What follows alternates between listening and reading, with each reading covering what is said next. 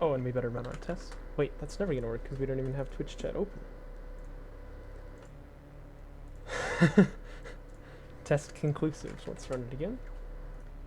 Good.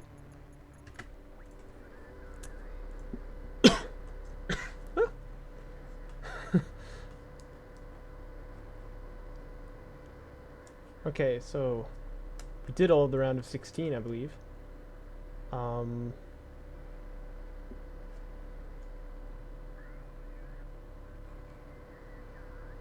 Boost versus Bozo is a quarterfinal, I believe. That's with me. Then we have A-Game versus MarchWaden, Cookies versus Orb, and Shrike versus Scaro. Okay, sounds good. What do we start with? What do you guys think? Which series do we begin with? We could always just start with the first, like, quarterfinals A, which I think is going to be A-Game versus MarchWaden. But I understand that that series is, like, mega hype, and so I don't want to necessarily do it first. I don't know. Hey, it's A-Game. Actually, yeah, let's start with that one, because he's here even, you know. In fact, I'm going to ping him, see if he can come.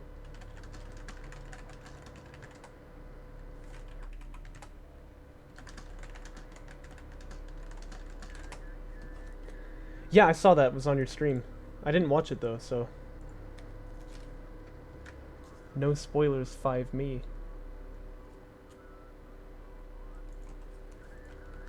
Let me just do a bit of file management, as I do. Upper bracket, quarterfinals. A-Game versus MarchWaden. Zip. Extract here. New folder. No, not shortcut, you stupid idiot. Versus March. Oh, is he good at exploiting? Ooh, because you know that's what I want to see. I better save this replay I did with Tomcat on Teeth because it was really hype. We'll put it into the hidden folder, or we'll make a new one.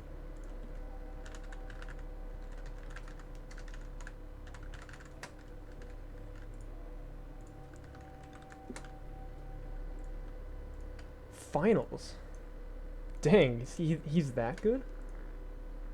Okay, I'm excited. This is gonna be really fun. This is gonna be really fun.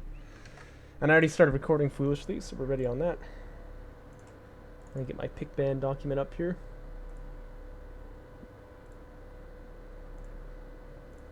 Okay. Hey everybody, and welcome back to Jaraci Cup 6. We have a really exciting quarterfinals here now from the upper bracket between AGameAnx playing as the Saban and MarchWaden as the Conef.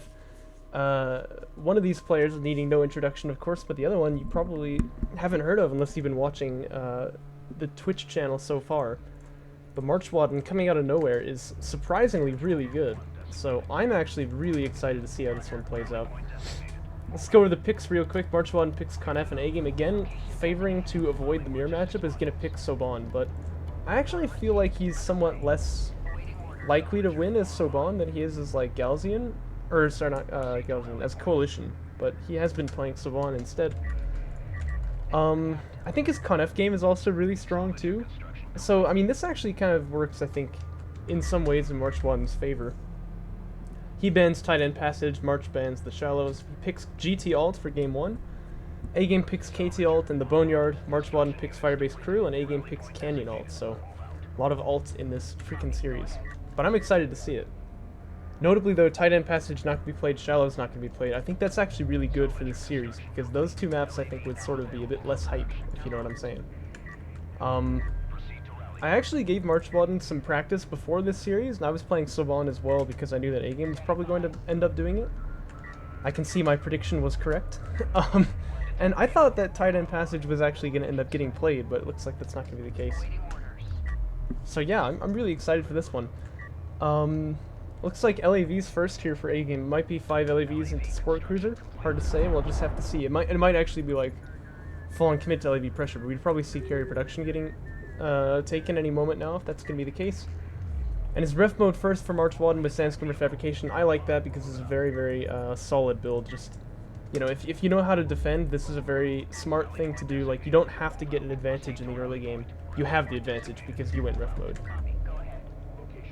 Yeah, okay, so it's gonna be 5 LAVs into support cruiser first. I mentioned like how much I hate the support cruiser second build where you get LAV fab and then you build a support cruiser, but this is not it. This is different. Seems to be really good at greed, which I was really surprised by. Yeah, I feel like most players don't understand really how to greed properly. Because like greed is all about just like any moment that you're not fighting, you just build eco. That's all you do. You know what I mean? And most players are not very comfortable with that, but it's a very strong style, especially when you're new. If you can learn how to do it. A couple of skims coming out now from MarchWaden. He does have a soul chip tech on the way, and A-Game teching straight to railgun fab, which is kind of interesting to see. But he is playing just for like a little bit of pressure here, but he doesn't want to necessarily do any damage. And I'd say both players pretty much even right now. MarchWaden's carrier was a bit out of position, but it goes back. Everything is going to be just fine. The carry production upgrade is done. Gonna start filling out his third base. It's worth noting, by the way, it's extremely greedy if you don't get tech and you build a second PC first. That's like really, really dangerous. And if it works out, it looks good, but like it's a really, like that's results-oriented thinking, I guess. This is usually the right way to play ref mode first. Is you get the tech before you make your second PC, but yeah, that's what I was about to say. I expect to see that one on the queue here once he gets to 600 CUs. So yeah, this is really solid. I like this a lot. It's worth noting A-Game can get ahead here if MarchWaden is a little bit slow to get onto that second base, or third base that is, but he seems to know what he's doing. Uh-oh, oh no, he canceled the PC. Ooh, I'm actually not a fan of that. He goes into Interceptor Fab though, so maybe he can make something work with it. But I actually think he had a really good game ahead of him if he would keep that PC on the queue. And then you'll notice he's getting harassed a lot on this like second base location. He keeps pulling the carrier back and forth, but I'd rather he just flipped him. Yeah, and he finally does do the flip right here. Kills an LAV as well, which is always kind of nice. Units lost tab. Clearly, he's winning by an infinite margin, although that's about to change. So they trade 1 for 1. Importantly, though, he didn't get scouting information with that Sand Screamer. He saw this like logistics module, but that's about it. So that actually is quite relevant. It's in fact railgun tech done for A-Game, who seems to want to push out across the field. I don't know about this though, because this seems like kind of low tempo to like try and push out across with rails.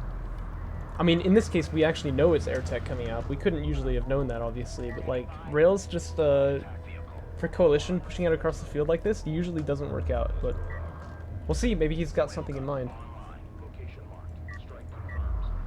Really like this style even against air. Really? Huh. Okay, I guess I'll trust you. You're better than me, that's for sure. Enemy contact on the board. Awaiting orders. Destination set. Hostile unit marked. Ready alert. All stations. Connect carrier. I wonder what MarchWaden means. That's an interesting username. This is a lot of LAVs, by the way, it's worth noting. Obviously, you know Gaussian air is kind of fragile. It doesn't usually die to LAVs, but it can. LAV anti-air is more usually for, like, probes, basically. We'll see, though. I mean, it's something that he has to think about, anyway. Interceptors are going to launch here. Really nice timing. Afterburner finishes immediately after they leave the hangar. So there they go.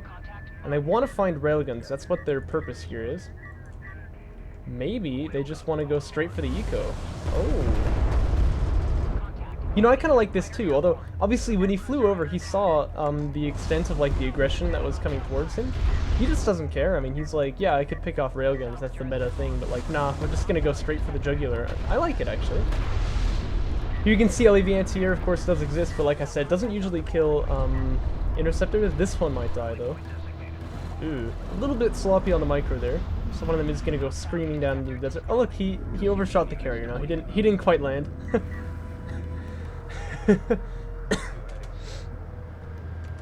Amount of damage instituted workers is surprising. I didn't see anyone go for that. Yeah, well that's what I was saying.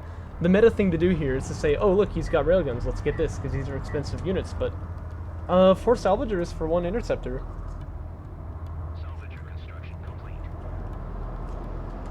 That's quite surprising. And yeah, the interceptor afterburner, of course, like you said, makes it really hard for the LAVs to kill them. We saw that. I feel like the LAVs generally are not very strong though. Enemy contact on sensors. Felt too pressured, so they went for rails. Yeah, that's what I was saying, like, to do there, but he didn't do it. He went straight for the eco.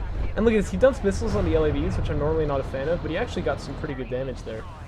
A bit of sloppy micro, though. It's going to cost him 1 interceptor already, maybe 2. Yeah, it's going to cost him 2. So I'd like him to actually stay away from this LAV blob. Either that or just micro these guys. Like, obviously what you can do is you drive in, get the damage, and then you click out. So you kind of swoop like this. And yeah, they'll get shot at, but not very much. But instead he loses quite a few of them, actually. 2, I think, on that pass. One thing to note, he's actually rebuilding the interceptors. It's common to see people not rebuild them. You just kind of have as many as you have, and that's good enough. But he is going to be rebuilding. And A-Game looking to expand onto his third base and actually unlock the carrier too. Look at this, he's got obviously 2 SCs on the queue. MarchWaden is sticking on 2 base, so if he wants to stick on 2 base, he kind of needs to get something done with it. But he can't do that if the rails are still up, because obviously he never is going to have push pressure with these assault ships. The LAVs are always going to push him, rather than the other way around. So, yeah, I think definitely on the last pass, getting these rails would have been the proper choice. One thing to note, though, is that if he feels confident stalling this out, he can actually use the interceptors on the back line and try and snipe the bases. But we do have Sword Cruiser anti-air done for A-Game, so he feels like he's got some anti-air defenses against these interceptors, at least. Here come the interceptors on another pass. I'd love to see them go for the rails here. He could go for eco, like I said.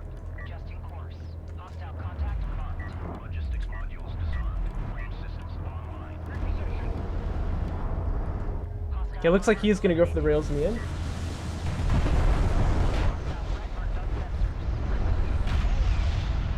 Your push is doing nothing so far. Yeah, well, the thing that it's doing is allowing you to get up onto 3 base, actually, I would say. But in this case, when they start dying, this could have happened on the last pass, is kind of what I'm getting at. Now that the rails are dead, at least one of them is up, I suppose, but now the assault ships actually have push pressure here, where they didn't have that before. But I feel like he wasted a bit too much time, because this carrier is now in a really powerful position. And what does MarchWaden really have to deal with the carrier? I'm not sure.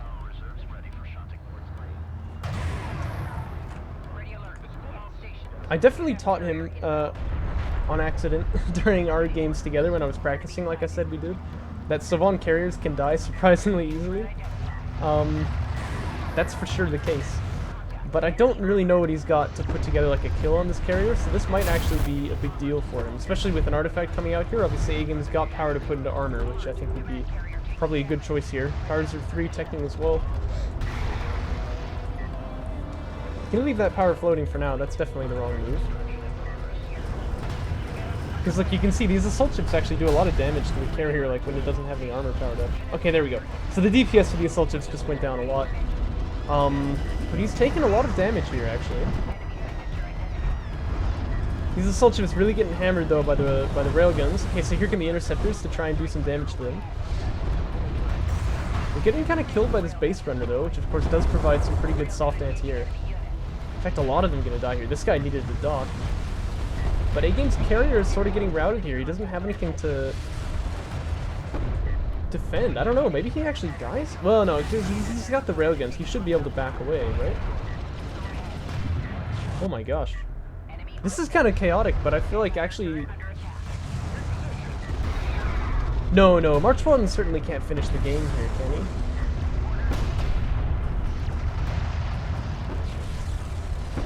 Oh my gosh, maybe he can. He's building a PC, I don't know about that.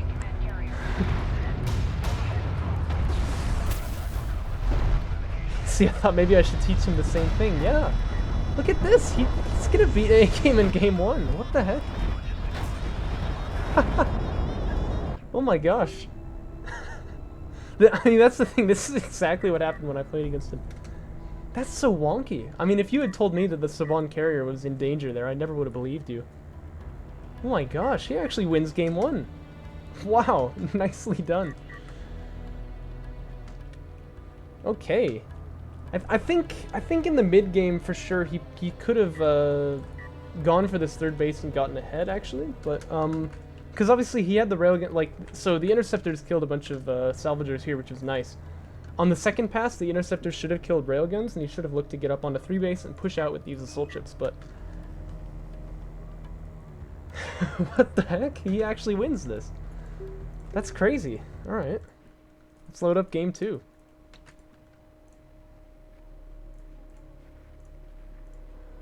Which of course my my handy pick ban document is going to tell me, well, I just saw as well. It's going to be on Kartova alt. This one being picked by A-Game.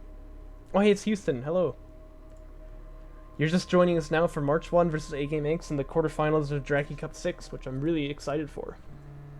Because, surprisingly, the series is 1-0 for MarchWaden. He's actually ahead right now. I mean, it's the kind of thing, we always said, yeah, the Saban carrier is squishy, right? It's true. I mean, we all know this. But, like, he actually died there. Like I said, when I was playing my practice games against MarchWaden to like help him get ready for this series, this exact thing happened to me. Although I actually did it off of like a 2-base play.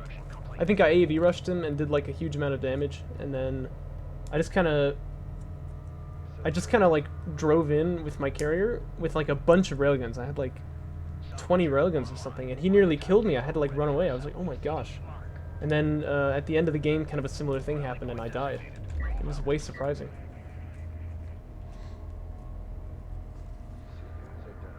See, well, I mean, that's what I was thinking. Because, like, obviously, usually when a carrier is chasing another carrier and there's, like, 4 rails there... When there's, like, 4 rails there, usually there's no kill threat, because the one carrier is going to lose the DPS war and he has to back away. But... I don't know. I mean, the thing is, like I said, we always knew the Saban carrier was squishy, but I didn't realize it was...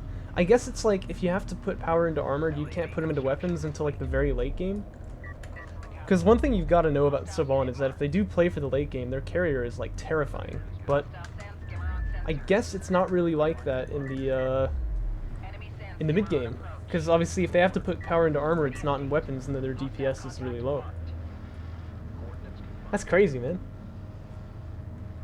Crazy. Anyway, I certainly don't want to take anything away from MarchWaden's victory as well, because that was pretty clean. But definitely a couple of things that he could work on there, so that's what I want to see.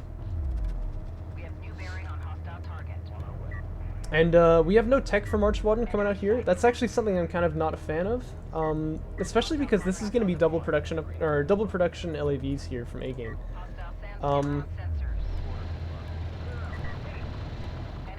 Well, the Saban carrier is really bad in vanilla. That's the thing. Like, it's for some reason it just doesn't do damage in vanilla, so it's basically just like a big meat shield. But it's not like that in Jaraci patch, of course. Anyway, the thing is, MarchWaden needs to have tech here. We generally don't see plays like this work, especially because he's going to be against like a whole bunch of LAVs. So he is going to get outproduced, and LAVs could probably win the one-on-one fight anyway. Like, even with rather, like, okay, like, mediocre micro. But this is A-Game, so you're not expecting to see that, right? So, you're expecting to see, you know, A-Game level micro. And so, he's not going to win, like, this kind of push here without having some kind of tech.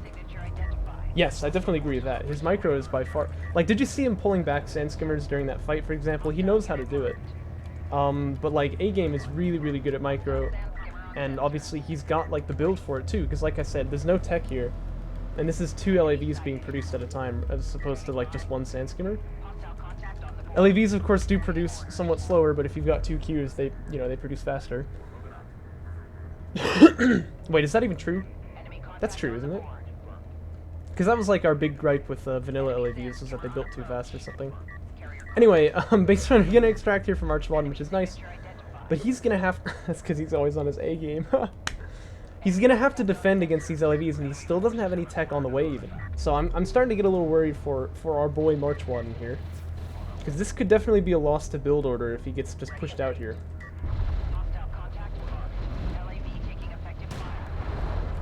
Yeah.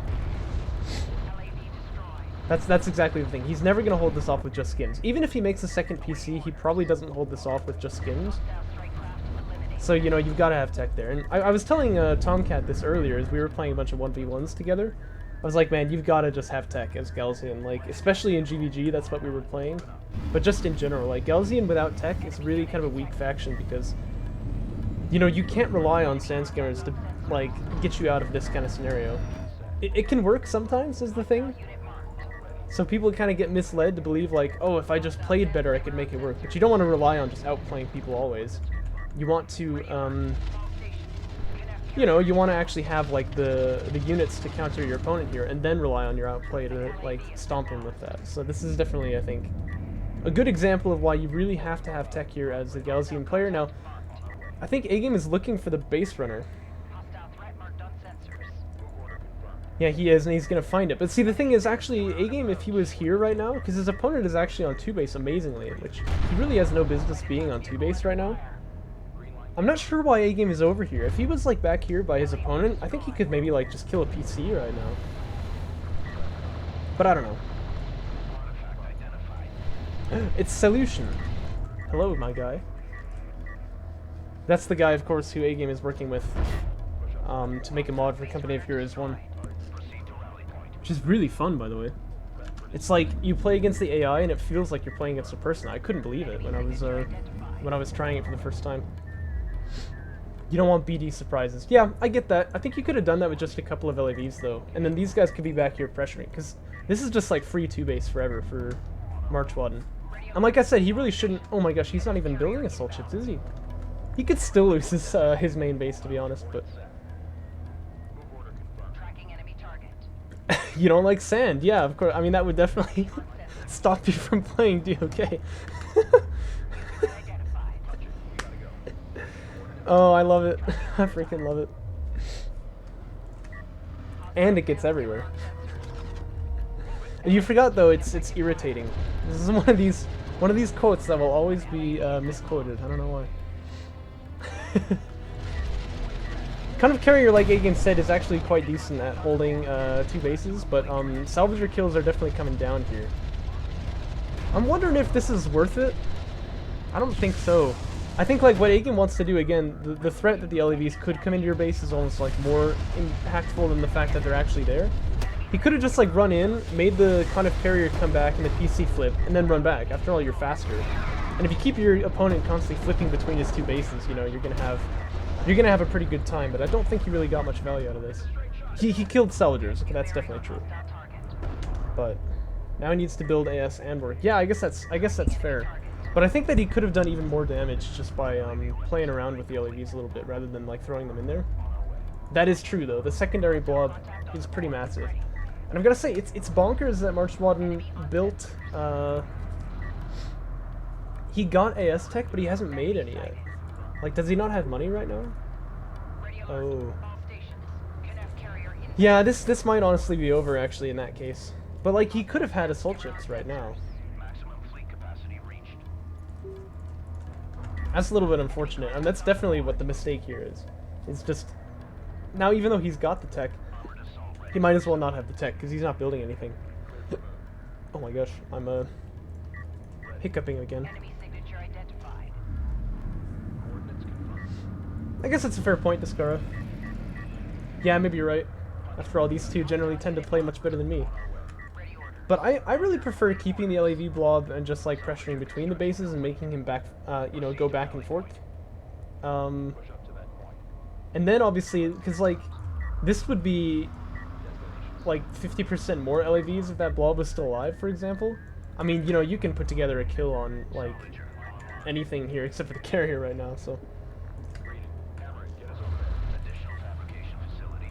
Yeah, just when you're so far ahead. I guess that's a fair point. I was actually talking with Tomcat about this today, because we had a game that we played, actually on the new Touring Crater, the new layout for it. And he killed my PC in the beginning, but he ended up losing anyway. And I was telling him, like, you should just drive in there and just kill off the eco. And he was like, well, I didn't want to fight under your carrier because I'd lose army. I was like, yeah, but if I don't have eco, I'll have no army. So you have, like, infinitely more than me. So in terms of, like, proportionally, you're actually still more ahead. So I guess that's kind of the... the situation right here. Trying your hardest not to spoil. Ah, don't worry. You're good at that. You never spoil series, except for that one time. But oops. We're not. We don't need to be in chat there. I don't even know why they have chat on replays. LEV's screaming in here. That's pretty nice. Catching a couple skims that wanted to go out and scout. Obviously, it's relevant because you stop the scouting skims and he doesn't know you're on 3 base. So For MarchWaden at this position, it could be anything, and if he could scout and know that it wasn't air, that would be really powerful for him, but he can't obviously do that. So we do see the missile ships coming out here. I want to see armored unit defenses, but like, how can he ever get money for that?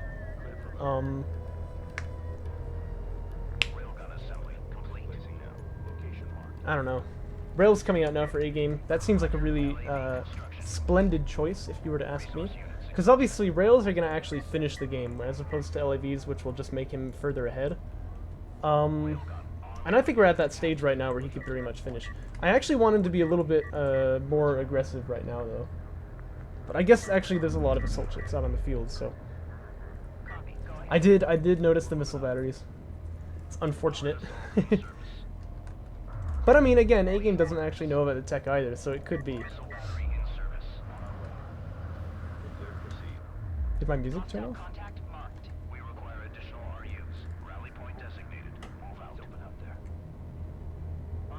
Honestly, I can't tell if my music turned off or not. 2x blind AA.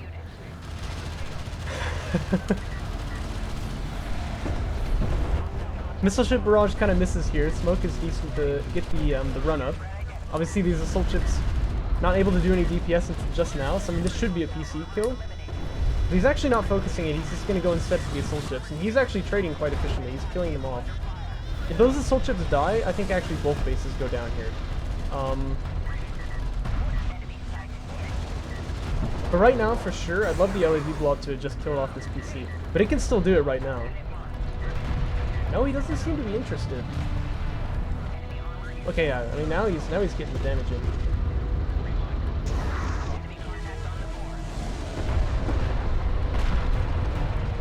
There you go. Alright, so down goes another PC.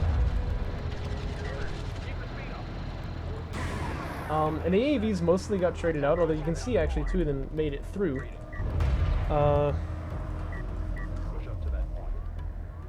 You don't care about PC, you can see tech and carrier. Okay, oh yeah, you're just explaining blind AA. You don't really care about the PC here. I guess that's fair, because obviously like his problem is that he doesn't have any money. It's kind of like if you kill the production queues and he doesn't have any money, it's not going to do a whole lot. Yeah, exactly. I guess the salves are more relevant then, and obviously a lot of them did go down here. But this is a moment still, I think, where A-Game could push in and just kind of end. Does he have Mag Excel? No. But he doesn't really need it. Obviously, these rails have just got kill threat on the Conf carrier on their own anyway. And yeah, I agree. This game definitely for sure is kind of over here.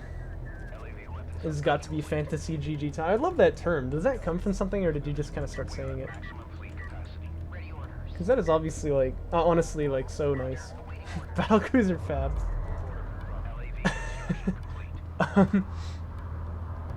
Wait, what? He's a player named Fantasy, but he also GG's late?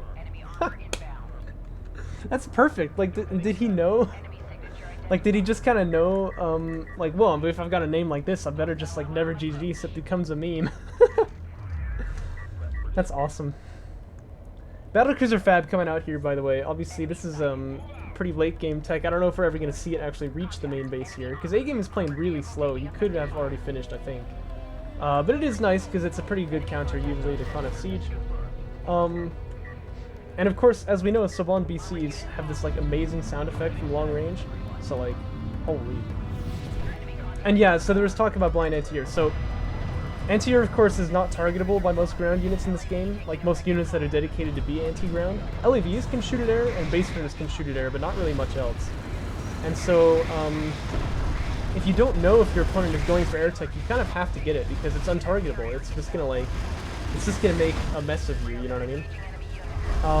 And so that's why it's really important to be able to scout, and then you can avoid having to get anti-air tech, which is expensive, and the units themselves, of course, clog up the production queue. But if you can't get the scouting, then obviously you have to get blind anti-air, and then if you can't get the scouting, you have to confirm it's not anti-air before you can just like avoid getting that. So often you have to, you know, get anti-air units even though you don't need them. There are different lights for different classes of units. Yeah, I think so. In fact, if you look on the Saban carrier, there's like 5 lights here, and I think those 5 lights correspond to the class of unit that's being produced. But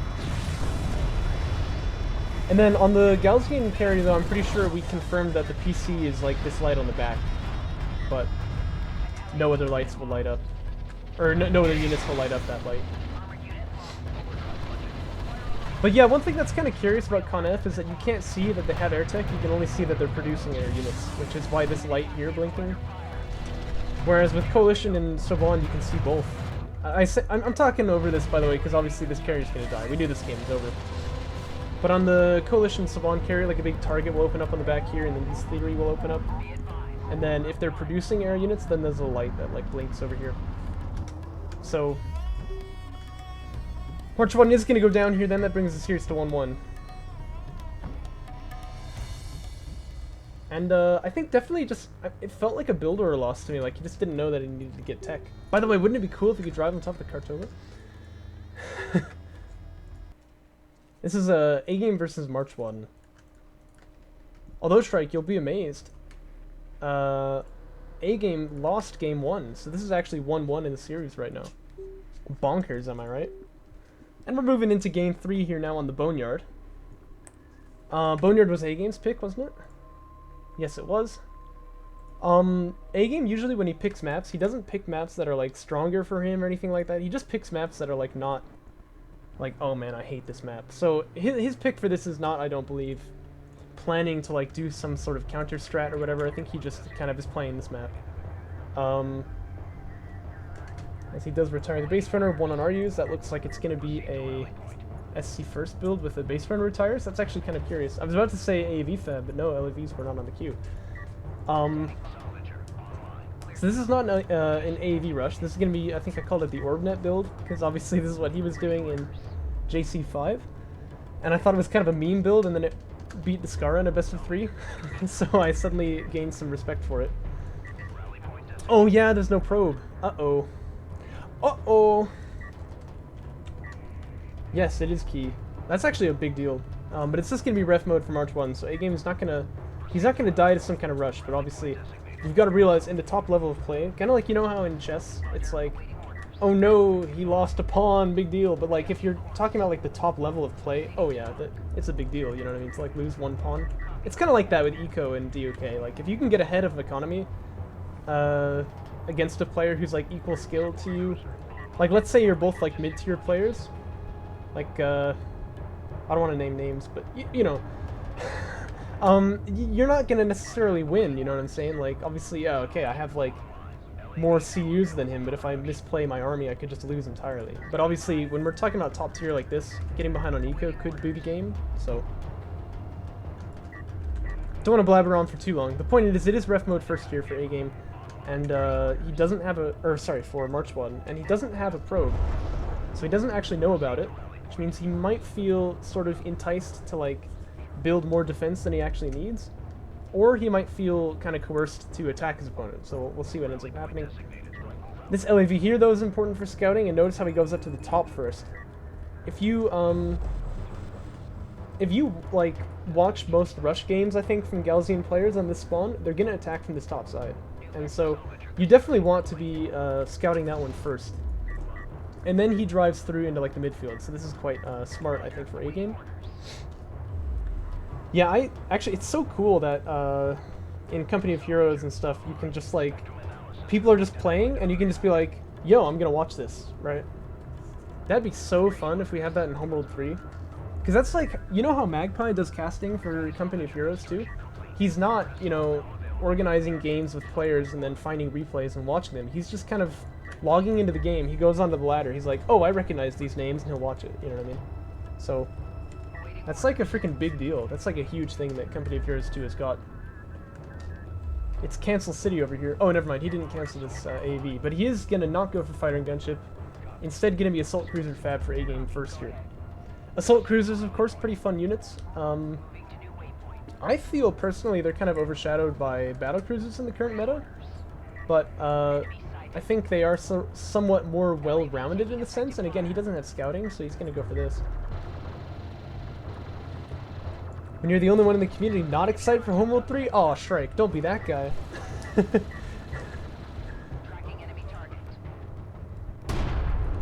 You gotta be freaking excited for Homeworld 3, man. Come on.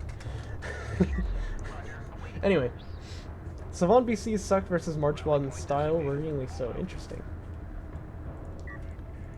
So what exactly do we mean when we talk about MarchWaden's style then? Because so far what I've seen is that he goes for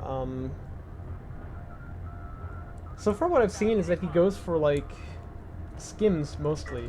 He's pretty slow to tech into other units, and then he wants Con of Siege as fast as he can. And I mentioned, of course, in the group stage, I said it like a million times, like, if you know how to build Con of Siege, you're better than 80% of players. Soul Chip's Air, Con of Siege. At this point, I didn't know about KC yet. Well, you didn't know about any tech yet, actually, I don't think. Right? No, you did, because I think this Soul Chip... No! You didn't know about a Soul Chip tech, I don't think. So he's definitely kind of blind here. Power taken out of mobility support, of course. He saw the vision bubbles go down there. Immediately he's going to put it into weapons.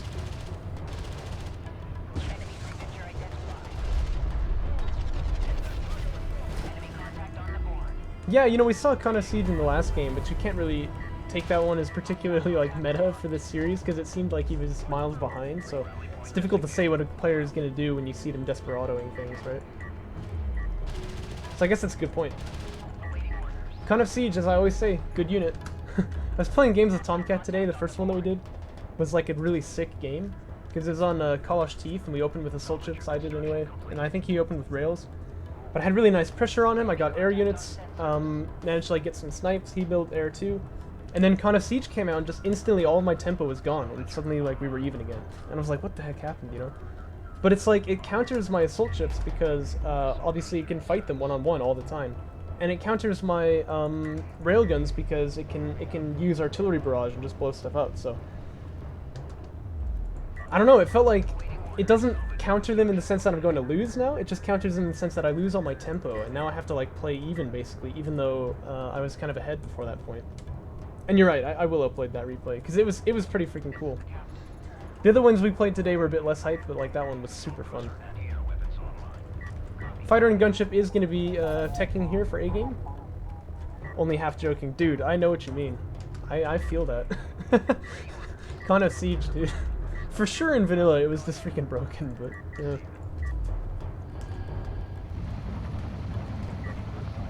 You know, we were joking about the Con of Siege,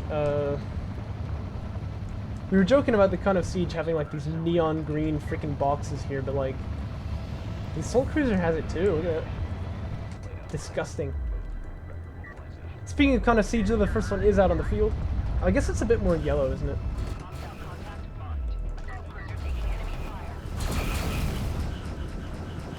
And the Assault Cruiser gonna come flying in here. Does take out an Assault Ship on its own immediately. And he sees this missile battery as well, so obviously we had a blind anti-air tech come out for MarchWaden. Now the question is, A-Game had time to cancel, but he doesn't. Like, when you see this missile ship, do you just think, oh, okay, we can't really use air here? Or do you think, no, it's fine, we just have to use it a bit smarter? I don't know, but it is going to be strike fighters being built, though. Because my question was, like, could we just go straight to tactical bombers here? Oh, yes. That's what I want to see. Tactical bombers, of course, they're going to be really good against Con of Siege because bombers can kind of tank a little bit of anti-air, and you can just get huge damage on these Con of Siege cruisers in like the first pass, and all of a sudden you break the lines and the assault cruisers can win the game for you. Although this is going to be a little tricky because obviously like this Con of Siege cruiser is probably going to beat the assault cruiser one-on-one, and he does in fact have the movement speed. Does he land the EMP? He does. Nice. He's kind of going to trap this. Oh wow, that doesn't last nearly as long as I thought. He's going to barrage off the back of it then. I actually don't like this because he has to stand still for it and it's a long cooldown. I would rather see him just like drive out and push. But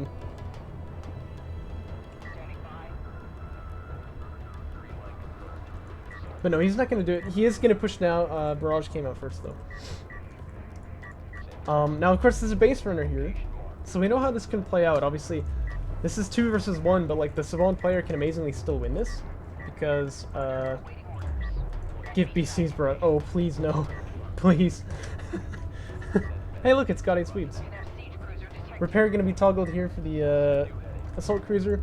But yeah, like with a good targeting jammer, he can shut down these 2 Con of Siege cruisers really powerfully for like a long time.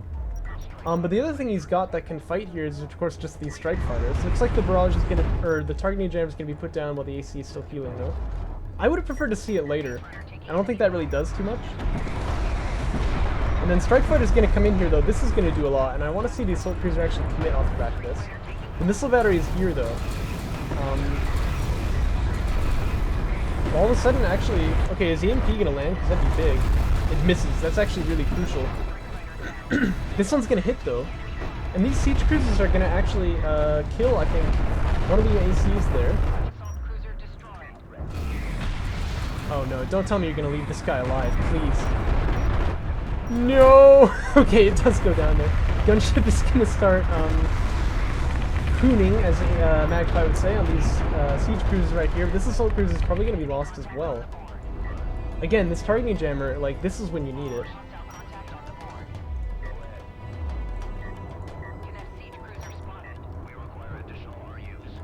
Are there bombers out? There are bombers, okay. That's really important, because this was about to break the line here. I think, like, if MarchWaden, like, if A-Game didn't have bombers here, I think MarchWaden might just win the game at this point. As it stands, though, the base runner is going to go down. And they weren't able to capitalize on this damage. They've just, like, they've hurt the kind of siege here, but they haven't actually killed it. Salvager is really close to being hit here. You can see these guys doing backflips for joy. Don't get shook, man. Strike fighters want to get in there, but this one missile battery is doing actually surprisingly a lot to ward them off. Yeah, two bombers won't kill a kind of siege cruiser, so for sure overcharge is going to need to be used here. It is. It's just going to use overcharge to, like, get out. Oh, but the EMP is going to be good here. Walks down that assault cruiser for a bit, and that's going to allow him, I think, to get the kill. Yes, that assault cruiser is going to die. It's a really, really good use of the EMP there. Though this gunship has to dock, too. Uh-oh, uh-oh. Gunship is going to die. Ooh. Ouch. That's quite unfortunate as well, but the bombers are ready, the strike fighters are ready too. This should be dead kind of siege, but, like, the question is, has the damage already been done? I think it has. Another thing I've got to wonder, like, you've got two bombers, so, like, this missile battery should die probably, right? And then all of a sudden the strike fighters are... All of a sudden the strike fighters are able to just do, like, free damage forever, right? Oh no, he didn't kill any of them. Oh no. It's actually, he's not even trading these things for damage. He's keeping them alive too. Oh, that's gonna be so bad. Oh no. Okay, here comes another bomber. Can it kill two of them off of one bomb? Yes, it can, okay. Whew, that's really important.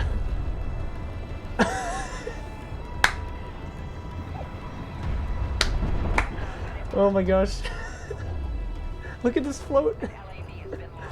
Oh no. Okay, attack missile barrage is gonna land here, but it's a bit of a miss actually. About half of the missiles landing there. There's actually a surprising amount of friendly fire coming down here off this kind of siege. Yeah, they're actually gonna complete the kill on that siege cruiser if the AC doesn't.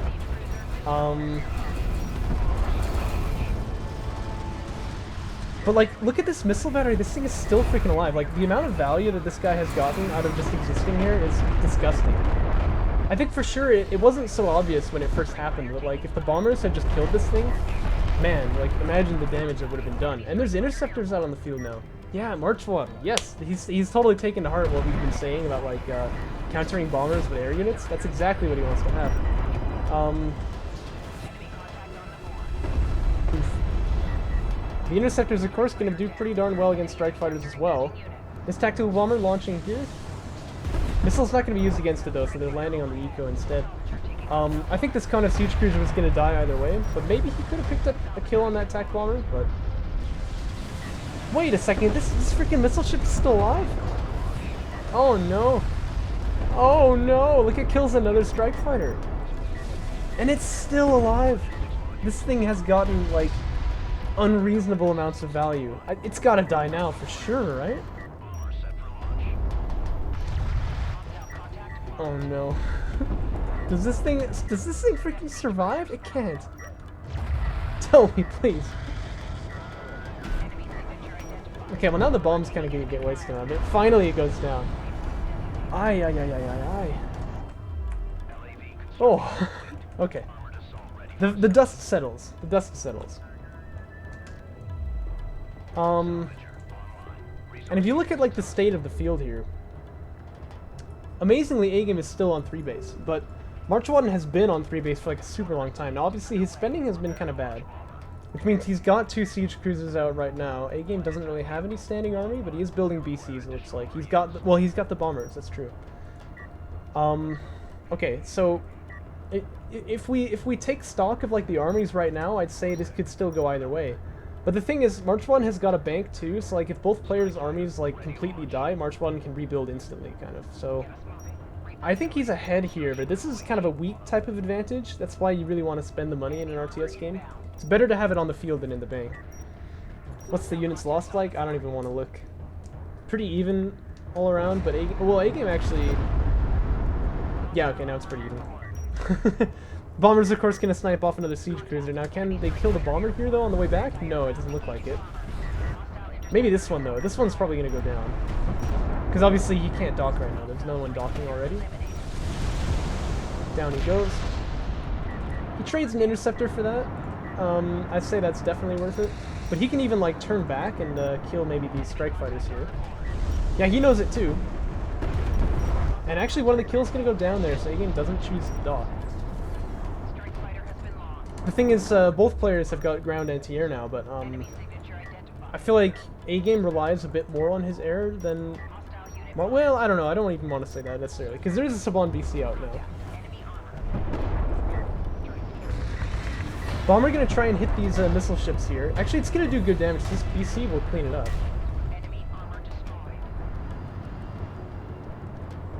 How does Saban BC match up against KSC? Really well, I think. Actually, it's kind of a weird thing because we always used to say that BCs were kind of bad against Conf because the missiles would kill you. A-Game says poorly. Survey says. The thing is, though, now that they're so much faster and they have the range on them, I think that they are a pretty decent counter, especially because in this scenario we don't have any carrier missiles like in play. I think that Saban BCs are going to do fine here. That remains to be seen, however. So that is going to be the test of this game. For sure he doesn't want to take this fight. This is a bad fight here. In fact, I don't even like Barrage from MarchWaden. He wants to push on this because he has this BC kind of isolated. Like, when you're 2v2 with BCs and kind of Siege, if you can draw a triangle, like a non-obtuse triangle, and the enemy BC is on one of the points of it, and the other one is not in that triangle, like, you attack immediately. You can kill him right now.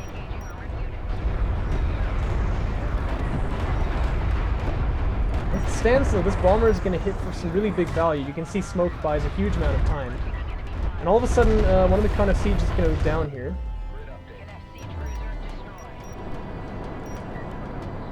And the tank bomber, I think, is going to clean up the other one with these strike fighters. Yes, it is. Okay. So, oh, but one of the BCs goes down too. Two of the BCs go down. Oh my gosh, this game is so back and forth. We've got another BC on the field here for A-Game. The difference, I think, fundamentally, is that MarchWaden had to throw a lot of army to get that done. And like I mentioned, he's got the bank to rebuild by quite a margin here. Like, just imagine if he had like 10 assault ships on the field, because that's like how much money this is. You know what I mean? In fact, yeah, that's actually 10 assault ships you could build with this much money. That's crazy. That would, of course, kind of change things a little bit, wouldn't it? Because then it'd be him doing these backstabs instead of A-Game. But, like, A-Game is going to have to really hammer him for a long time. Before he can, like, burn out this bank, essentially. So, like I said, you never want to have the money in the bank instead of on the field, but it is still an advantage in some sense.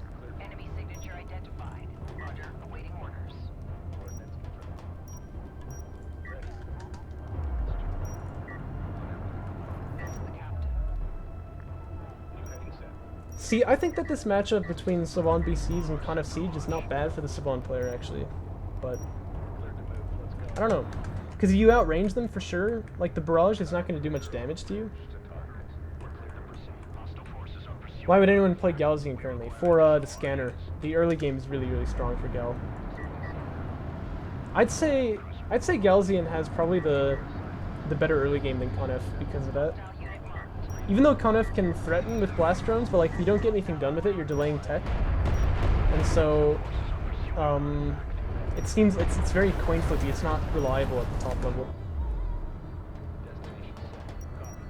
Enemy contact on the board. And yeah, that's the thing too. The freaking Galzian carrier is ridiculous. So, you know, you've gotta keep that in mind as well. Enemy sighted. That's one thing that's kept me playing Galzian all these years. Is that carrier? Holy. Signature identified. Attack bombers going for a bit of a backstab here. They're gonna just dunk these assault ships. Enemy armor inbound. It's true. The Conef carrier is really good at defending. But like Saban is kind of that way too, right? You don't see people play Saban instead of Coalition because of the better defense earlier. So, oh, is he extracting artifacts? He is. Look at that. One of the artifacts goes down, which is really important, like Ego was saying. This BC here, though, definitely getting isolated. Wants to smoke this and keep moving. Oh no, you gotta smoke this! The missiles launched, this BC is dead already. Oh my gosh. Oh, he lived! Of course, we could have a carrier missile come out too. But see, MarchWaden, interestingly, hasn't actually put power into that system. Really, really crucial EMP lands on these BCs. That's actually a big deal. Oh, and the second one's gonna land too. That just like really... Obviously they can't smoke, and then their DPS is bad. Missile battery destroyed. He wanted to make a play for just picking up that artifact there, but he wasn't able to get it. On the other side of the field, meanwhile, it looks like those LAVs took that opportunity where the assault ships were dead to try and get a backstab done, but it's not going to work. MarchWaden holds it off. And the main bases are getting mined out now, so we're starting to get into that stage of the game. MarchWaden's bank getting eaten away at a little bit. Actually, A-game floating quite a bit now, too. But the money's about to become very tight, especially like the CUs. That's what happens when the main bases mine out. And BCs are a very RU expensive unit, but they cost a lot of CUs, too. It's not going to be easy for him to replenish here. A lot of splash damage being taken now. A lot of splash damage being taken now. And actually this EMP I think is going to score a kill. And crucially, look, he doesn't trade it out for this KSC. So that's actually a really big deal. Again, not able to get a favorable trade there.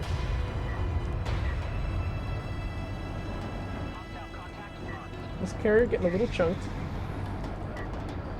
He's not in any threat of dying just yet. This is still a tense game, guys. This could go either way. A-game's carrier, of course, can't really be weaponized at all. He doesn't have any power reserves teched, whereas MarchWaden has got like 4 right now. I like the LAVs instead then, because this uses CUs without using RUs. Maybe it opens him up to like tech these power reserves. I feel like, though, this would be a bit of a mistake, maybe, at this stage of the game, because like, I mean, are you really going to get to like a respectable enough power to where you can like win here? I don't know. For sure, though, this is a late game scenario. You're thinking you need microwave emitter. Yeah, for sure, it would be really strong here to help you like just get these trades off, but like it's so much money before you can get to that stage. At any rate, though, if he's committed to it, he should keep doing it. So Power Reserve 2 is available for him now as well. Artillery, yeah, I agree, but I'm not sure if he can get to that either. That's kind of the problem again. No marked target being used here. I mean, I'd love to see marked target. That would do a lot of damage to this kind of siege. Another BC is going to get killed too. And now, here's the other problem with going rails, though, is that all of a sudden the barrages are a real threat again. Whereas, you know, the barrages are not really going to do much damage to the battle cruisers, but they can actually do a lot of damage into rails. So I almost kind of feel like you're playing into his hand with that. This carrier, though, is being really way too aggressive. He needs to back away.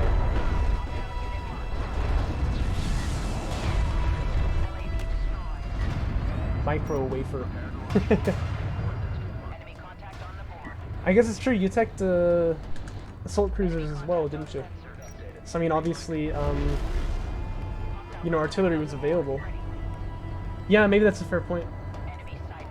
Anyway, this investment into railguns, I think, has not paid off, because obviously the barrage killed so many of them. You need 2 techs for Artie? Well, he only needs 1, because obviously he's gotten 1 already. Bomber gets taken out there.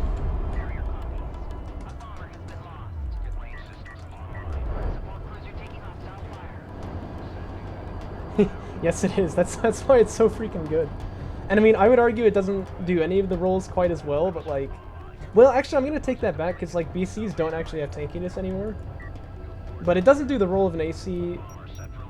Well, it kind of does the role of an AC pretty well too. It doesn't do the role of artillery as well, right? But it's just a freaking good unit. I mean, it has to be stated. This thing like makes the Kana faction in so many ways, which is bizarre because like it's Gaussian, like it's already a made faction, and then they get this too. Strong unit. Power 5 here could be picked up by MarchWaden. I would actually love it. Because I think the thing that he needs to, work on, actually, is getting more value out of the kind of carrier missiles. And if he takes Power 5, obviously, he can have this missile system fully powered, and now he's going to just do massive damage. The way you play this, though, you let the kind of siege cruiser kind of be your front line, in a sense. Your carrier is in the back, and he does all the damage, basically, just over the hill, so he just, like, spams these missiles. But what? It's not gonna be Power 5, it's gonna be bombers. What? It's crazy, he queues up 3 of them. Yes! Okay, this is pretty hype. You'd never see this. This is crazy. Does he still have strike fighters? No, he doesn't. He's got 1 missile battery. Oh my gosh. Yeah, you'd never do this, but if you look at the field right now, like, it works, doesn't it? Oh wait, sorry, I missed this. Kind of siege cruiser goes down. ACA? Oh, he doesn't have any assault cruisers. He doesn't have any. He does. Oh, he has the tech. Oh my gosh, he does. When did he get that? I didn't. Sorry, I didn't see that at all. Barrage gonna flomp over here. Doesn't really get any damage done. He wants to not use the barrage on the BCs. Just save it for the railguns. That's where it really is gonna be impactful.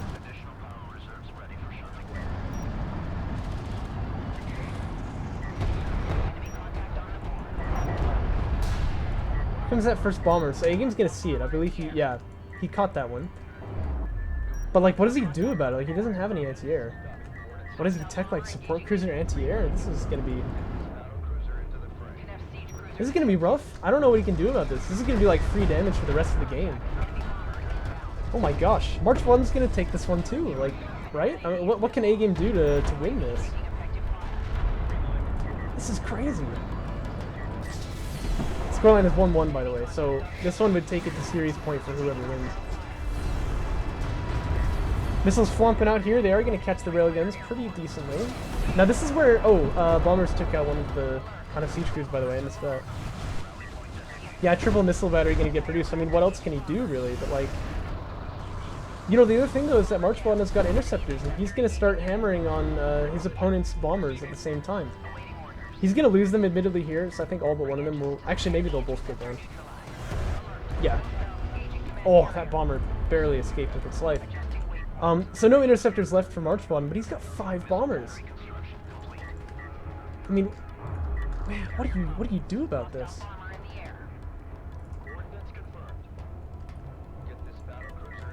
See, I don't know. I don't think you could.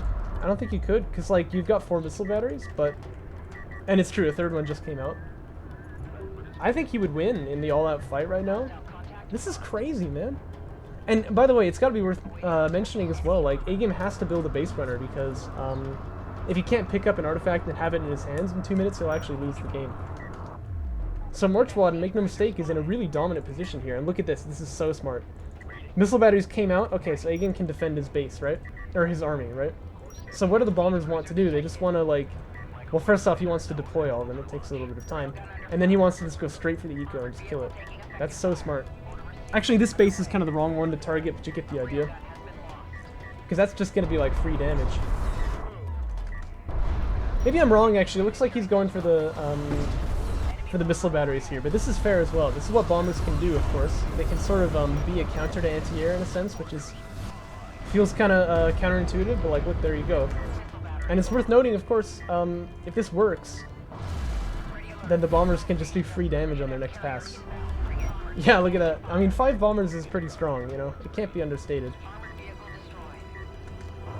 This bomber here just going to give some grief to the LAVs. I actually don't like that too much. I think rails are available to kill it. Yeah, there you go. That's probably what he ought to be doing. Oh, and you better believe he's got the ammo upgrade. Of course he does. Kind of Siege Barrage gonna land here in the middle as well. But I think the damage has kind of already been done. And, like, what can A-Game do here? He's got the artifact in his hands. Now, that's crucial. But, like, here's the thing. Once the timer runs out... And, by the way, this is probably proper for A-Game to, like, rush at his opponent now. Because this is his only win condition left. I don't know what else he does. He's got microwave emitter. So if he can make this work... And he's going to launch it, indeed. That's, like, the only way he can win here. Because, obviously, when the timer gets to 0... MarchWaden is just going to blow up that base runner. In fact, he's already doing it. Down it goes. And he wins the game in 50 seconds if he doesn't die. So if I were him, I would actually love just running away. Because, oh wait, he picked another one. But, oh, and in fact the targeting gem are going to come out here. It's decent, but it's not really being terribly impactful right now. But yeah, MarchWaden wins the game in 30 seconds basically if he kills his base runner. But it doesn't even matter, because A-Game's Desperado play is not going to work. Carry goes down, and that's game. Can you believe it? If this was a best of 3, alright, MarchWaden would be the semi-finalist. This is insane. Also, God Eats Weaves over there doing his best job to tilt me.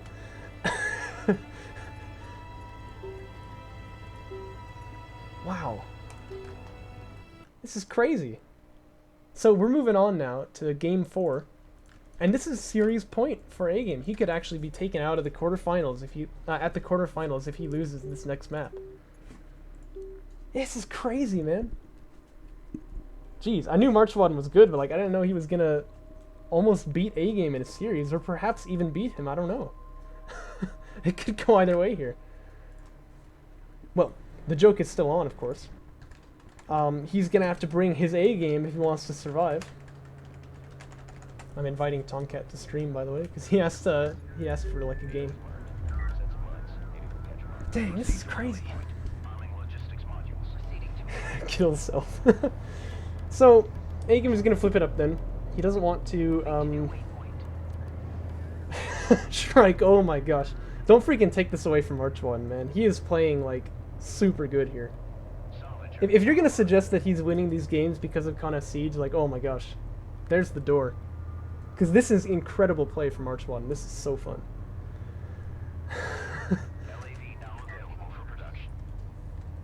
This is insane. Nah, man. Nah, mate. There's the door. Snap. Snap, crackle, pop. Gonna be ref mode first here for MarchWaden. But it's gonna be AV Fab this time from A-Game, so he is mixing it up a little bit. I noticed he had queued another salve. He must have cancelled it though. And that's proper, because you're not going to get AV Fab started as fast as possible without that salve being not produced. This is the time, of course, that you queue it up. And this is interesting, so he prioritizes actually one of the CUs first here. He knows he's only got 5, right? He's got to. So he wants CUs here, not RUs. And indeed, the second one is going to go LDM as well. That's quite interesting, but anyway, AV Fab is going to be done in a couple of seconds here. And MarchWaden's Refinery mode going to be finishing now. So the important thing is that he gets Sandskimmer Fab pretty quickly here. This is actually a little bit greedy, so you'll see he's got 3 salvagers on the second base before Sandskimmer Fab starts. I'd say any more than 1 is pretty greedy, but usually you'd get it with actually 0 LDMs being produced already. And obviously, you know, we are in the face of an AV rush, so this could hurt MarchWaden. But it's important to note that like Firebase Crow is quite a large map here. Like the rush distance is pretty long, and so this is actually a map where this kind of greed on ref mode first could maybe work. But I don't know. It's definitely gonna be risky. He has filled out his main base, so he knew about that. Well, I mean, to be fair, Shrike, you're looking at a player who's like freaking able to beat A-Game. In a best of 3, he would have just beaten A-Game in a best of 3, right? And you're basically saying he's not actually good. He's just winning because of Kana Siege. Like, that's BS, man. You can leave with that. This is like amazing what we're watching right now. This is like when Orbnet beat Discara in JC5, except the difference is that like Con of Siege is not even OP like Saban BCs were. They're just strong. Because like Saban BCs actually had to be reworked as a result of that. But Con of Siege is not going to be reworked, I don't suppose, by the result of this series here. Well, I mean, I would disagree. That seems bogus to me. That's like a crime against humanity. By the way, Fighter and Gunship Fab going to be started up here. You notice that there's a really big CU float. And again, he prioritized the CU so much. We kind of could have seen this coming if he was going to go air off the back of this. But yeah, I don't know. I mean, like, I feel like he should have just been filling out the main base first, because obviously he ended up floating a lot of CUs there. But I shouldn't be too focused, like tunneled on that. Obviously, this is pretty impactful actually what's going on right now, and I think A-Game is like looking almost to attack the main with the positioning of this AV. I don't like that myself. This guy should just be over here. He's really deep in enemy lines, but he's holding his opponent off of 2 base now for like a really long time. And it's, yeah, this is really powerful. Obviously, if he can be on 2 base longer than his opponent and then Fighter and Gunship comes out, that's usually just GG, right? We'll have to see, though, of course. MarchWaden is teching into interceptors right now, so he's got something up his sleeve as well, but he needs to break this hold as fast as he can. The longer that this hold remains, the further behind MarchWaden is going to get. So what I would love to see him do right now is put one of these PCs onto the main base. He should put these assault ships like onto a high ground position and then push out with the carrier. What was the build? So it was AV rush from A-Game. It was a fairly greedy ref mode from MarchWaden, and he's gone straight into air. Yeah. It was a pretty greedy ref mode first. What? What is this? Oh my gosh.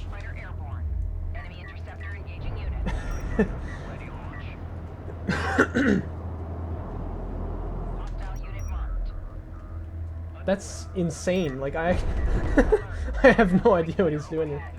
Actually, he went 9 salves before Skimmer Tech. Oh, this interceptor on its last legs. I actually didn't know that breakpoint. He's gonna die, but he got his missile off though, so it's kind of okay. But this interceptor wants to chase if he has missiles left, but honestly, I don't know if he does. Uh-oh, he doesn't have any missiles left.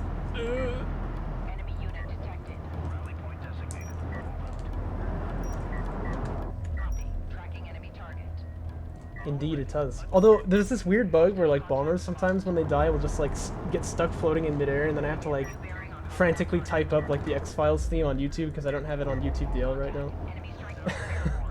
By the way, he built one too many salves here. This is, like, the most bizarre thing ever. I love the idea, but this is not going to work if your opponent went 2 base, because, like, look how close you are to his carrier. Interceptors are going down, too. So, strangely, A-Game is, like, winning the air superiority battle here, also. But, like, look, he can just harp this this base forever. So this is, like, so much lost mining time. This is really unfortunate. And this guy doesn't have any missiles left. I don't know why he's still running around. The Strike Fighter can't fly over the PC anti-air, though. Ooh. Maybe he can if he wants to die. R.I.P.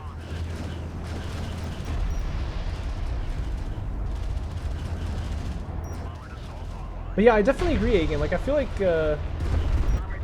MarchWaden could actually be really ahead by a pretty decent margin here. And like, to be fair, he's actually on to, like 1.5 base right now, but he could be on 3, and like the board state would look pretty much the same, right? And just imagine that. That'd be really strong right now. And then he could be teching the Con of Siege already, probably, and he's gotten to like his preferred composition. And these interceptors, by the way, obviously are still doing pretty good. No afterburner on them, of course, but they're trading like decently well. Yeah, me too. Because he's obviously got to have RTS experience. He can't just like do this. like playing, like you pick up DOK, you haven't played any RTS games before, you can't do this, right? So you must have experience in some other game. 4v2 here, this is another fight that you would expect to go pretty evenly. Because obviously Gaussian Air is just a lot better at the anti-air fight, but he's actually kind of microing it a little bit badly. So he might lose this entirely. Yeah, it looks like he's going to. Down he goes. And all of a sudden, oh wow, sorry, I wasn't paying attention to this at all, but like, he's dead, I think, because these AVs are just going to hit like a pound of bricks here. He can launch air, but he can't really use the air against the AVs because he's got to use it against the strike fighters. Look, it's not even a float from him. Yeah, he just doesn't have anything left. Ooh. So, I love the idea, right? I love the idea of like the hidden base, but it's never going to work. So, that was definitely a bit of a throw. Whereas I think MarchWaden actually was like too greedy in the opener, and he did take damage, but he had a fairly decent response. And I think this game could have been pretty even. From here though, I think for sure he loses. Actually, it's kind of a pity that AGame didn't know about this. Like, he could have chased these down with this AV and actually killed off the PC entirely. But as it stands, you know, the interceptors have used their missiles on ground units, so AGame's like, okay, I'll just come in and kill your interceptors, or your salvagers. This is how you want to be thinking about air.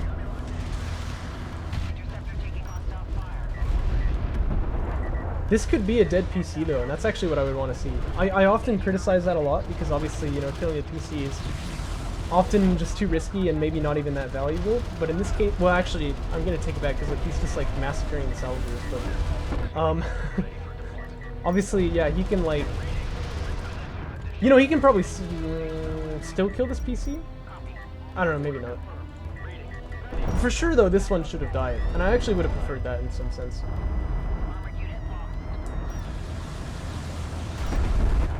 I mean, that's the really funny thing, is that like, I know that like going for support cruisers is usually bad, and I really harp on it when I'm casting. I'm like, oh, you shouldn't be going for the support cruiser, and then like I'll play a game and I'll do it like every time. It's so bad. But I'm gonna take it back though, because he wiped all of the salvagers off this main, and who knows, maybe he wouldn't have even killed it. So this is definitely the right choice to take out the salvagers. This one could have died though, and that would have been huge, because then also the salvagers I think would have gone down. Of course, one of the important breakpoints of speed you've got to recognize is that PCs and salvagers are slower than AVs are, so... You know what though, he might just kill it anyway, like if he wants, like if he knows about it. Because I don't think he knows about this, but like he can just kind of drive in and just kill this immediately. Alert. Hostile strike fighter overhead. You can come back for it later, yeah, but that's still definitely the wrong... Oh my gosh, look at that dock. And that's still definitely the wrong choice though. And by the way, he sees the interceptors docking, so he just immediately goes for eco. And I can't understand what I'm seeing. There were like invisible interceptors there, I think. Did you see that too? Is that just me? Oh well, it doesn't matter. He doesn't have any in the air right now, so the AVs are just gonna come back in and clean this up. But anyway, going for the support cruiser instead of the salvagers is even worse, because if you can kill a PC, it's always worth more than killing 4 salvagers. Almost always, unless your opponent has like no money left. But if you can kill a support cruiser, it's actually worth less than if you killed all 4 of the salvagers off the base. So there's no argument to be made really for going for SCs. You should just always go for the salvagers instead. Yeah, are you seeing this? There's invisible interceptors in the field right now. This is so weird, man. For PC, no, because that's the thing. The PC is more valuable than the 4 salvagers, but again, like, you should only go for it if you know for sure you're gonna kill it, because otherwise this is free value and this might not be. But like when you come to a base, you don't kill the siege cruiser, you kill the workers. It's more valuable for you. This is again kind of a fantasy GG timing, I'll say once more. Knowing now that it's actually a player. But yeah, you're right, this is the pain train. I mean, this is just gonna happen forever. The rest of this game is gonna be just like this horrifying, like, eco sledgehammer. It's just gonna kill everything. And MarchWaden can't do anything about it, so... I'm sure there are 3 strike fighter interceptors here, and we're only seeing 2 of them. This is so wonky. Yeah, look, there's an invisible one in there somewhere. Armored unit. There it is. You see it? Oh, it's so weird, man. Enemy contact on the board.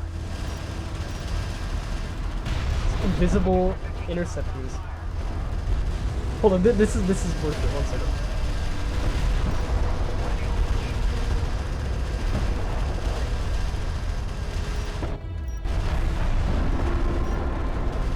Yes.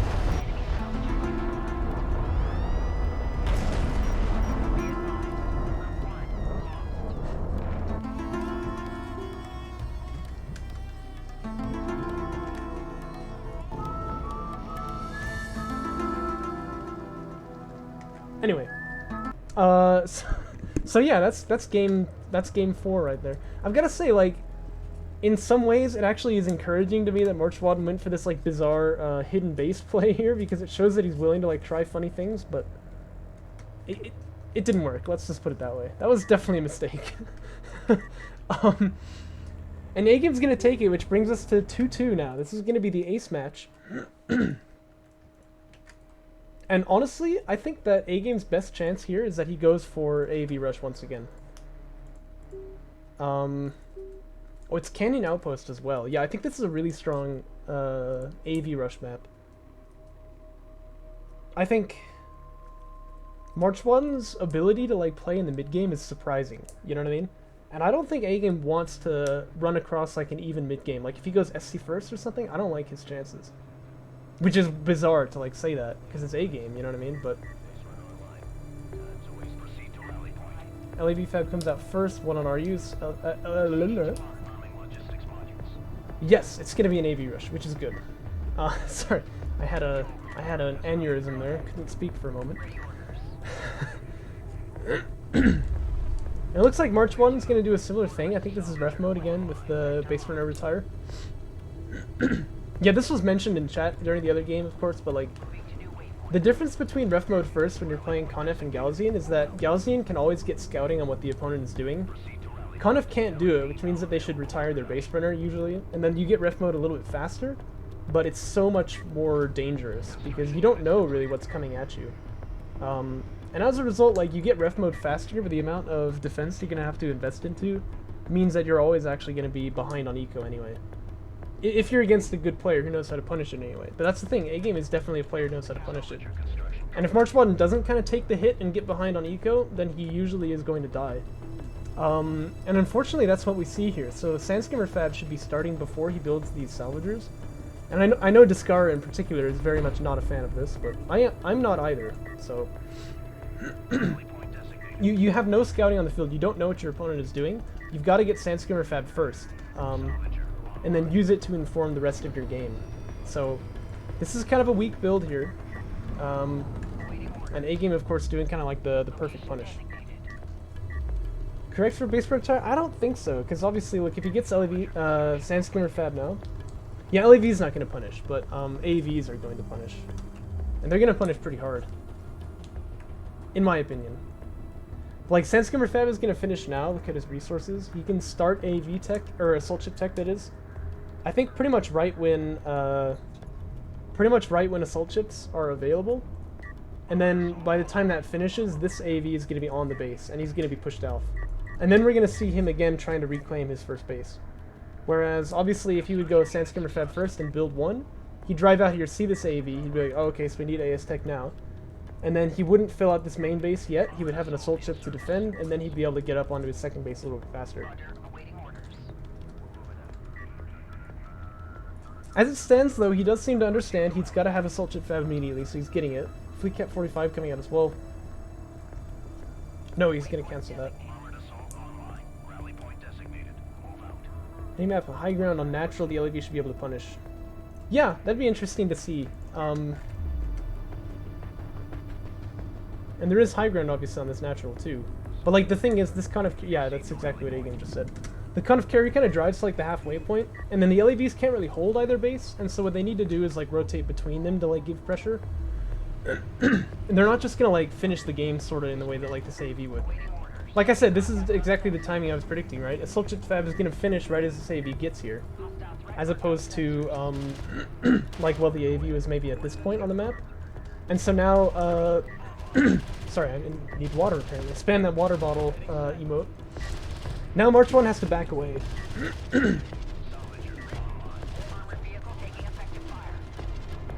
And all of a sudden, I think this game is really looking very, very good for A-Game at this stage already. And what's his follow-up? Of course he's got an SC already, he's on his second base, so...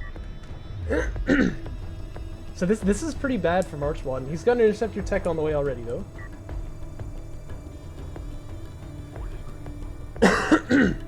Oh, jeez.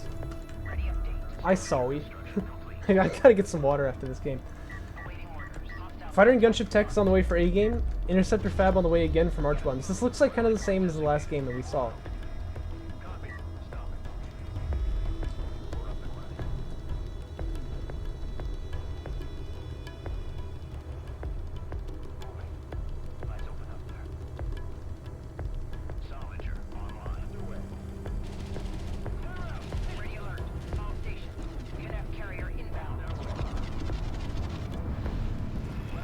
Descara, sorry, I'm not talking because I'm just reading chat. Descara, of course, is like very well versed. Like he tests this stuff pretty intensively. So definitely look at like what they're saying over here. Apparently, they're saying that they should be able to punish.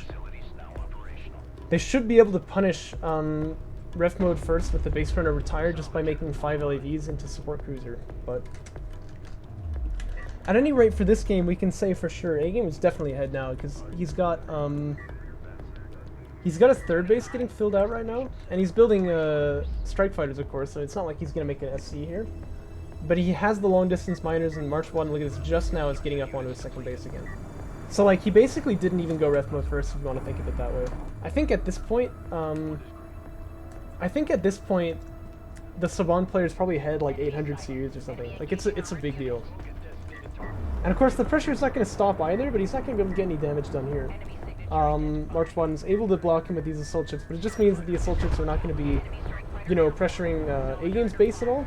Interceptors are going to come out here, but you've got to be careful about doing this kind of thing, because once they use missiles, look, strike fighters launch. Uh-oh, A-Game not splitting his salves, though. It looks like he's kind of going to get away with it, though. This strike fighter map completely going off the edge of the map, by the way. Or strike fighter fight.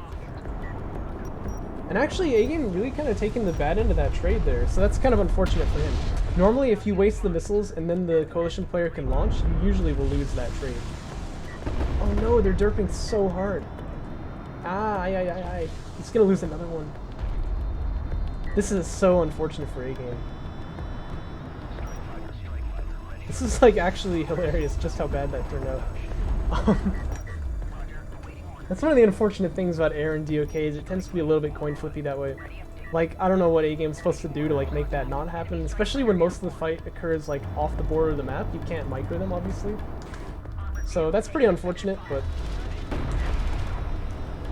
he does get up onto the second base though. And MarchWaden, importantly, actually didn't manage to get any of the kills in these salvagers.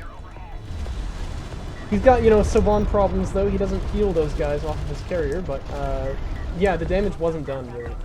And so this AV kind of awkwardly not actually firing on his opponent here. But he does manage to get a salvager kill at least, so that's pretty decent. Oh, another fight's going on here. Sorry, I missed this one. Another big bunch of strike fighters is going to go down here, but they're fighting over the SCs. This is okay. Like, A-Game's not going to lose any units for this, I don't think. But the problem is, look at this. These assault ships are coming in next. They're going to back away, though. I'm not sure I like that. Oh yeah, me too. I mean, this is good. This is like exactly how he wants to play, especially because he was so behind earlier. And it's true, he's getting a little bit lucky in these strike fighter fights, but like for sure, this is what he wants to be doing.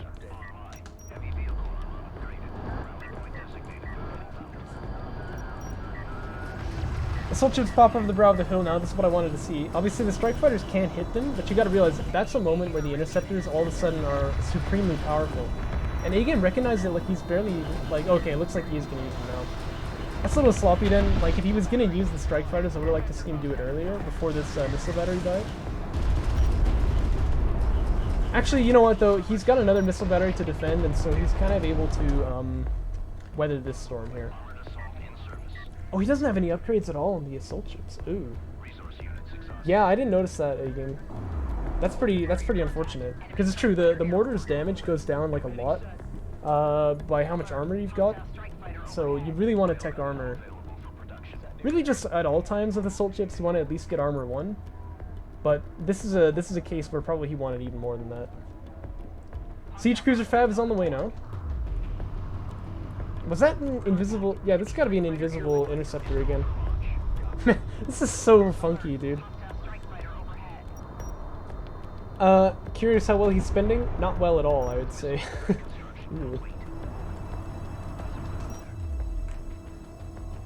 I give Arianus a control group usually myself as well. It's tricky because they lose the control group when they dock, which is kind of unfortunate. Like it's takes a lot of micro to like deal with that, but because you need to keep reassigning them, you know, like grab them and give them. I usually give them group 5. But yeah, I usually use control groups. It just makes it so much easier to grab them and move into a fight. Because like trying to track them with the mouse and then hit control so that you can select them is just a little bit finicky. You don't want to try it. I like A-game teching armor here.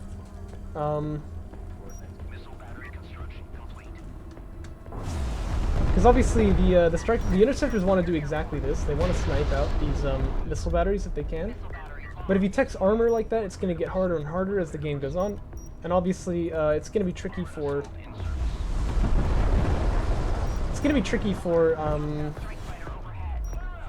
MarchWaden to really get much value out of these interceptors if there's so many missile batteries. Although he's finding, like, split up interceptors, or missile batteries and killing them, which is quite impressive.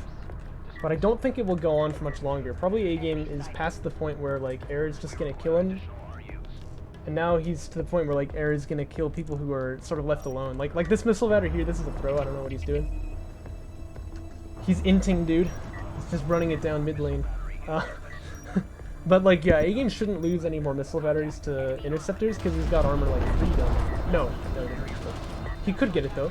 MarchWaden though getting his armor upgrade, which is great. If he can delay, yeah, just a moment. The upgrade is done now.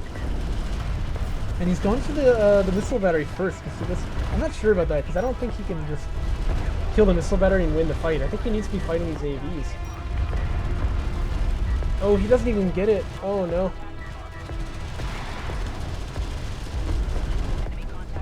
At least he does finish it off there finally, but there's rails here too. And this mid-tier Saban army is very, very powerful. And MarchWaden just didn't, I don't think, really recognize like the power of it. So all of a sudden he's going to get on the main. Interceptor's going to launch here again. They want to get this missile battery, but again, look, he's not going to get this for free. So another interceptor goes down. 2 interceptors, in fact, and that's not worth it on its own. And the main base is completely cleaned up here.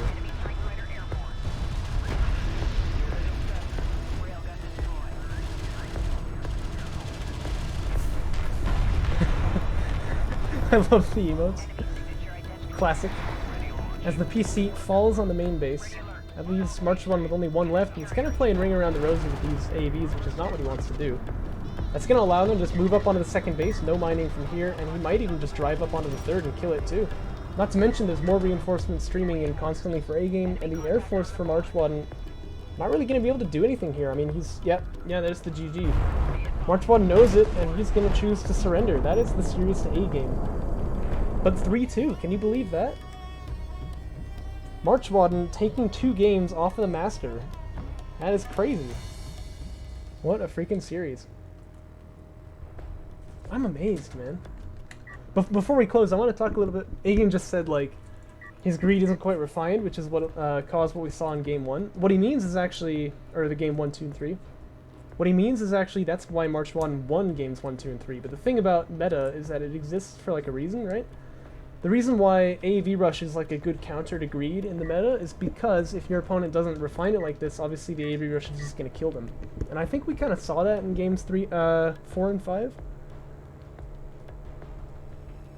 But yeah, that was really well played by MarchWaden though.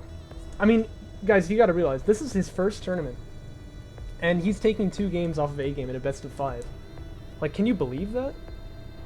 That's like fantastic. Spectacular plays here. Well, GG's. I think we'll move on to the next one.